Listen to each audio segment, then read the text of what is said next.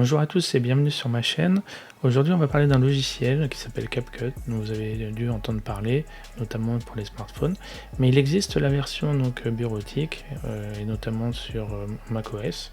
Donc je vous propose de voir tout ça en images. A tout de suite. Et la première des choses également à faire, on va modifier la langue. Pour ce faire, vous allez dans le menu tout en haut CapCut. Ensuite, vous allez dans Settings. Et ensuite, vous allez dans Language. Et on choisit français. Donc là, il vous demande de redémarrer pour que les modifications soient prises en compte. Donc on va faire Restart. Et donc voilà, on retrouve CapCut en français.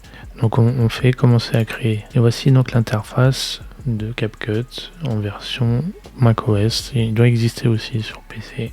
Et donc on va voir un petit peu les différents menus. Donc je vous propose de voir tout ça en images. Première des choses à faire, avant de vous parler des menus, c'est d'importer vos médias. Donc il faut aller dans la rubrique médias, importer. Vous allez donc importer vos rushs qui se trouvent sur un disque dur.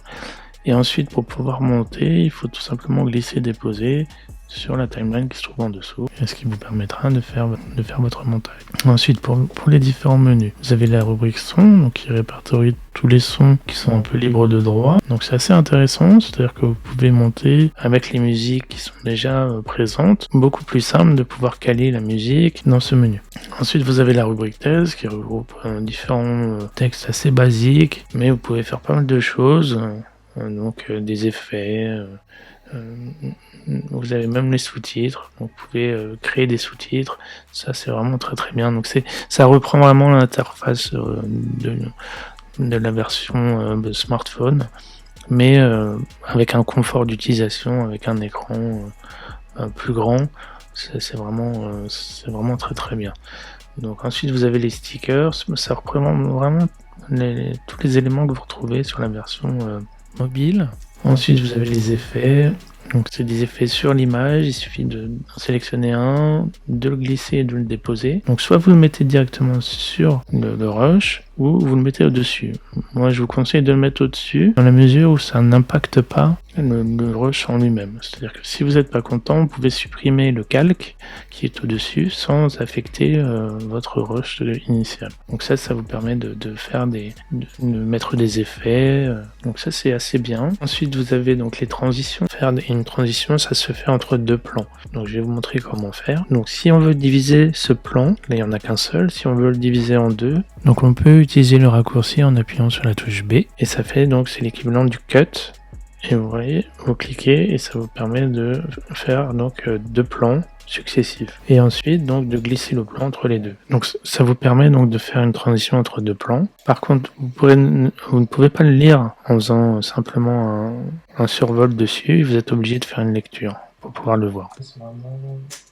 Voilà, donc là vous pouvez effectivement voir que la transition se fait. Alors ce qu'il faut savoir, que ça soit dans les effets ou dans les transitions, il faut éviter en fait d'en mettre parce que ça fait pas très professionnel. Mais beaucoup sont assez kitsch et donc d'en mettre trop, ça va dénaturer votre montage. Donc le mieux c'est vraiment de ne pas en faire, et ce qu'on appelle en fait dans le montage un montage cut, c'est-à-dire que vous prenez un plan, vous prenez un deuxième, mais vous n'insérez pas de transition. La transition se fait par le cut, et vous avez différentes transitions, des transitions dans le mouvement, des transitions dans l'image, dans un objet, enfin vous avez plusieurs transitions, mais qui se fait vraiment plutôt au niveau lors du tournage, et donc c'est une succession de plans, et donc ça se fait vraiment naturellement, parce que ces effets-là, ça se voit trop et ça fait pas du tout professionnel. Donc pour les réseaux, c'est pas vraiment gênant, mais si vous voulez faire des courts-métrages ou des choses plus importantes, des fictions ou autres, c'est vraiment pas recommandé. Voilà, donc on a vu les transitions. Ensuite vous avez les filtres, pareil, c'est des choses que vous pouvez faire mais qui sont utilisées vraiment avec parcimonie, parce que c'est vrai que ça peut engendrer, en fait, si vous voulez, des dégradations de l'image. Sur certains plans, ça peut réparer si vous avez des images qui sont pas très jolies, mais c'est pas forcément recommandé. Vous pouvez en mettre, vous pouvez vous amuser là-dessus, c'est faisable, mais c'est pareil, faut éviter d'en mettre. Si ça ne se justifie pas, il vaut mieux éviter. Mais vous avez pas mal d'effets, vous avez pas mal de choses qui sont intéressantes dans ces différents menus. Voilà, donc j'ai à peu près fait le tour des différents menus. Si ça vous intéresse, je ferai un sujet un peu plus complet. Mais n'hésitez pas à me dire ce que vous souhaitez que j'aborde. Ce sera plus simple pour moi pour vous faire un sujet spécifique. Je vous remercie d'avoir suivi cette vidéo, j'espère qu'elle vous a plu. N'hésitez pas à commenter si, vous le souhaitez et puis, n'hésitez pas à me dire ce que vous souhaitez voir sur cette chaîne, elle est toute nouvelle. Donc, au plaisir de vous voir, vous abonner et je vous dis à très bientôt.